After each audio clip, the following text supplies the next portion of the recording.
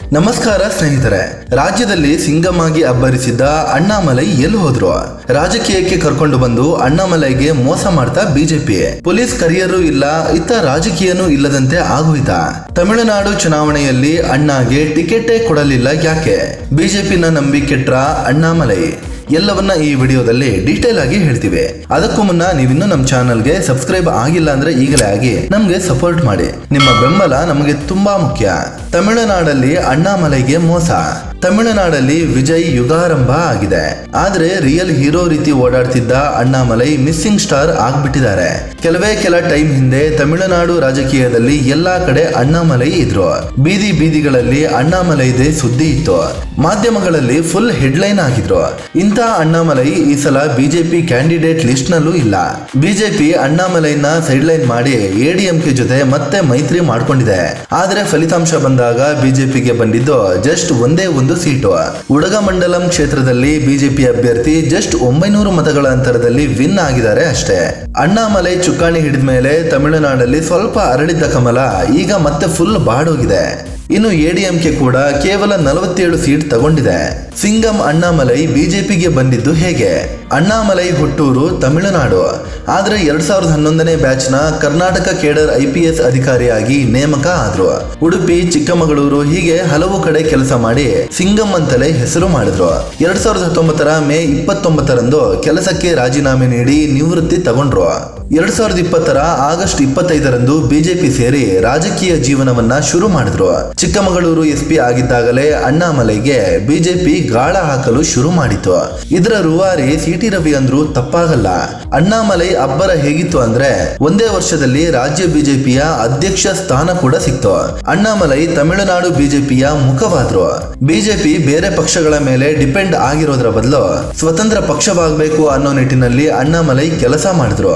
ಅಣ್ಣಾಮಲೈ ಚುನಾವಣಾ ಸವಾಲುಗಳು. 2021ರಲ್ಲಿ ತಮಿಳುನಾಡು ವಿಧಾನಸಭೆ ಚುನಾವಣೆ ಬಂತು. ಆ ಚುನಾವಣೆಯಲ್ಲಿ ಅಣ್ಣಾಮಲೈಗೆ ಅರವಕುರಿಚಿ ಕ್ಷೇತ್ರದಲ್ಲಿ ಟಿಕೆಟ್ ಕೊಡಲಾಯಿತು. ಅಲ್ಲಿ ಅಣ್ಣಾಮಲೈಗೆ 68,553 ಮತಗಳು ಸಿಕ್ತು. ಡಿಎಂಕೆ ನಾಯಕ ಯಲಾಂಗೋ ವಿರುದ್ಧ ಸೋಲು ಕಂಡ್ರು. ಆದ್ರೆ ಈ ಕ್ಷೇತ್ರದಲ್ಲಿ 50,000 ಅಲ್ಪಸಂಖ್ಯಾತ ಮತಗಳಿದ್ದು ಅಲ್ಲಿ ಅಣ್ಣಾಗೆ ಟಿಕೆಟ್ ಕೊಟ್ಟಿದ್ದೇ ಬಿಜೆಪಿಯ ತಪ್ಪು ಅಂತ ರಾಜಕೀಯ ಎಕ್ಸ್ಪರ್ಟ್ಗಳು ಅಭಿಪ್ರಾಯ ಪಟ್ರು. ಈ ಸೋಲು ಅಣ್ಣಾಮಲೈ ರಾಜಕೀಯ ವರ್ಚಸ್ಸಿಗೆ ಮೊದಲ ಹೊಡೆತ ಕೊಡ್ತು. ಆದ್ರೂ ಅಣ್ಣಾಮಲೈ ಸುಮ್ಮನೆ ಇರಲಿಲ್ಲ. ರಾಜಕೀಯ ವಲಯದಲ್ಲಿ ಅಣ್ಣಾಮಲೈ ಅಬ್ಬರ ಮುಂದುವರಿತು. ಭ್ರಷ್ಟಾಚಾರ ವಿರೋಧಿ ಹೋರಾಟಗಾರನಾಗಿ ಗುರುತಿಸಿಕೊಂಡ್ರು. ಆಗಾಗ್ಗೆ ದಾಖಲೆ ಬಿಡುಗಡೆ ಮಾಡ್ತಾ ಆರೋಪ ಮಾಡ್ತಾ ಸದ್ದು ಮಾಡಿದ್ರು. ಅಣ್ಣಾಮಲೈ ಎನ್ ಮಣ್ ಎನ್ ಮಕ್ಕಳ ಹೆಸರಲ್ಲಿ ಪಾದಯಾತ್ರೆ ಮಾಡಿದ್ರು. ಆಗ ಹೋದಲ್ಲಿ ಜನಸಾಗರವೇ ಹರಿದು ಬರ್ತಿತ್ತು. ಎಡಿಎಂಕೆ ಜೊತೆ ಮೈತ್ರಿಗೆ ಅಣ್ಣ ಅಡ್ಡಿ. ಅಣ್ಣಾಮಲೈನ ಕೆಳಗಿಳಿಸಿದ ಬಿಜೆಪಿ.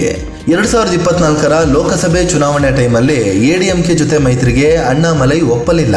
ಬಿಜೆಪಿ ಹೈಕಮಾಂಡ್ ಕೂಡ ಇದಕ್ಕೆ ಓಕೆ ಅಂತು. ಆದ್ರೆ ಫಲಿತಾಂಶ ಬಂದಾಗ ಅಣ್ಣಾಮಲೈ ಖುದ್ದು ಕೊಯಮತ್ತೂರು ಕ್ಷೇತ್ರದಲ್ಲಿ ಸೋಲು ಕಂಡ್ರು. ಇಲ್ಲಿ ಡಿಎಂಕೆ ಮತ್ತು ಎಡಿಎಂಕೆ ಸೇರ್ಕೊಂಡು ಅಣ್ಣಾಮಲೈ ಸೋಲಿಸಲು ಆಟ ಆಡಿದ್ವು ಅನ್ನೋ ಆರೋಪ ಕೂಡ ಇದೆ.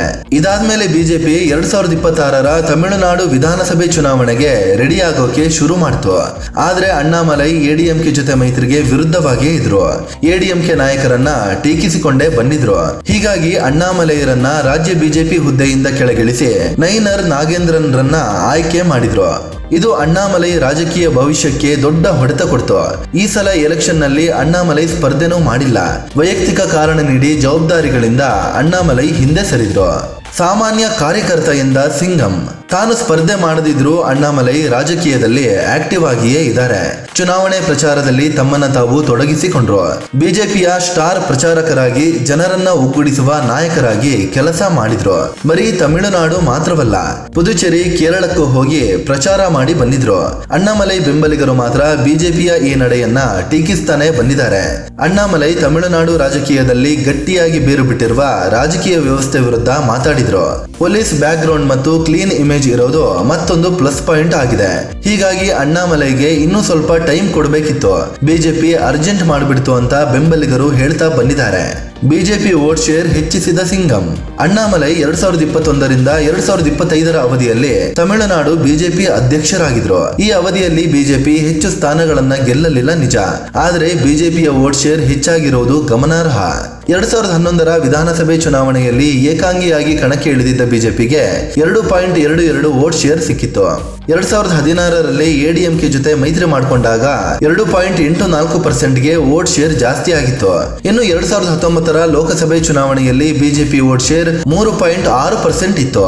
ಅದೇ 2024ರ ಲೋಕಸಭೆ ಚುನಾವಣೆಯಲ್ಲಿ ಬಿಜೆಪಿ ಒಂದೇ ಒಂದು ಸ್ಥಾನ ಗೆಲ್ಲಲಿಲ್ಲ. ಆದ್ರೆ ವೋಟ್ ಶೇರ್ ಮಾತ್ರ 11.2%ಗೆ ಏರಿಕೆ ಆಗಿತ್ತು. ಅಂದ್ರೆ ಅಣ್ಣಾಮಲೈ ಒಂದು ಹಂತಕ್ಕೆ ಬಿಜೆಪಿ ಕಡೆ ಮತದಾರರನ್ನ ಸೆಳೆಯುವಲ್ಲಿ ಯಶಸ್ವಿಯಾಗಿದ್ರು. ಆದ್ರೆ ಈ ಚುನಾವಣೆಯಲ್ಲಿ ಮತ್ತೆ ಬಿಜೆಪಿಯ ವೋಟ್ ಶೇರ್ 2.9%ಗೆ ಇಳಿಕೆ ಆಗಿದೆ.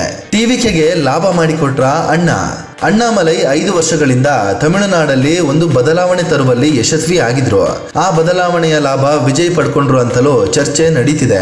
ಎಲೆಕ್ಷನ್ ರಿಸಲ್ಟ್ ಹೊರಬರ್ತಿದ್ದಂತೆ ಪ್ರತಿಕ್ರಿಯಿಸಿರುವ ಅಣ್ಣಾಮಲೈ, ಜನರು ಮತ ಖರೀದಿ ಮತ್ತು ವಂಶ ಪಾರಂಪರ್ಯ ರಾಜಕೀಯ ಬೇಡ ಎಂದಿರೋದು ಖುಷಿಯಾಗಿದೆ. ಇದನ್ನ ಯಾರು ಸಾಧಿಸಿದ್ರು ಅವರು ಜನರಿಗೆ ಒಳ್ಳೆಯದೇ ಮಾಡಿದ್ದಾರೆ. ವಿಜಯ್ ಮತ್ತು ಟಿಎಂಕೆಗೆ ಶುಭಾಶಯಗಳು ಅಂತ ಹೇಳಿದ್ದಾರೆ. ಇನ್ನು ಅಣ್ಣಾಮಲೈ ರಾಷ್ಟ್ರ ರಾಜಕಾರಣಕ್ಕೆ ಹೋಗ್ತಾರೆ ಅನ್ನೋ ಚರ್ಚೆ ಆಗ್ತಿದೆ. ಸ್ನೇಹಿತರೆ, ಇದು ಅಣ್ಣಾಮಲೈ ಬಿಜೆಪಿಯಲ್ಲಿ ಸೈಡ್ ಲೈನ್ ಆಗಿದೆ ಹೇಗೆ ಅನ್ನೋದರ ಕುರಿತು ಒಂದಷ್ಟು ಮಾಹಿತಿ ಕೊಡುವ ಪ್ರಯತ್ನ. ಈ ಬಗ್ಗೆ ನಿಮ್ಗೆ ಏನನ್ಸುತ್ತೆ?